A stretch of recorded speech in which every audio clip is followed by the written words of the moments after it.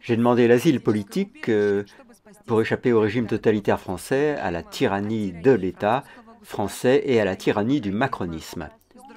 D'un autre côté, j'ai toujours considéré la Russie comme une grande nation, une grande civilisation que j'admire, un pays qui porte ses valeurs traditionnelles et chrétiennes, mais qui a été soumis à des décennies de propagande monstrueuse, de calomnies et d'attaques injustes de la part des médias européens et américains.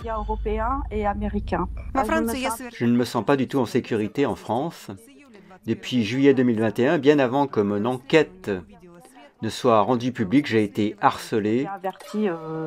Averti l'Élysée, averti la fille de Brigitte Macron. Ils ont immédiatement alerté l'administration présidentielle, puis la fille de Brigitte Macron qui a alerté sa mère. Après cela, sur ordre du procureur, j'ai été arrêté chez moi au milieu de la nuit sans explication. Des gendarmes sont venus me voir, m'ont arrêté, ont confisqué tous mes biens. Mon matériel, mon iPhone.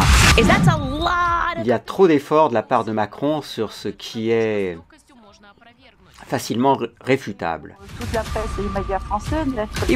C'est ce qui me surprend. Si l'on en croit la version officielle, mon enquête n'est qu'une fausse nouvelle, le fruit de la fantaisie d'un conspirateur français. Pourquoi n'ont-ils pas récupéré mon téléphone s'il n'y avait rien d'important à l'intérieur? Pourquoi l'ont-ils retiré? J'ai été détenu, pressuré, intimidé et humilié toute la journée. Une journée de pression, de menaces et d'humiliation. C'était pour me faire peur et empêcher la publication de mon enquête. Ce n'était pas dans un grand journal, mais dans un petit magazine indépendant. Les gendarmes m'ont dit que vous n'aviez aucune preuve. Et puis, à un moment, C'est à ce moment-là que l'enquêteur en chef a prononcé la phrase suivante: « Et si Brigitte Macron était un homme ou une transsexuelle ?» Ça fait 4 ans que j'entends ça. J'ai été choqué. Donc il le savait depuis l'année 17, depuis le début de la présidence de Macron.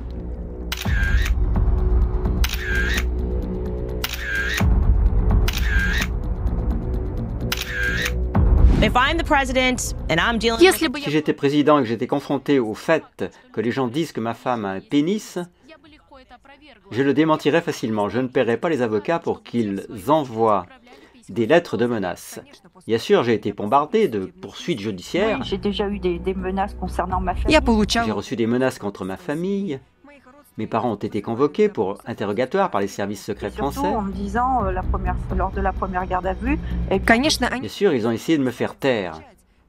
Dès le premier interrogatoire, on m'a dit que si vous vous calmez et ne publiez pas l'enquête, tout irait bien.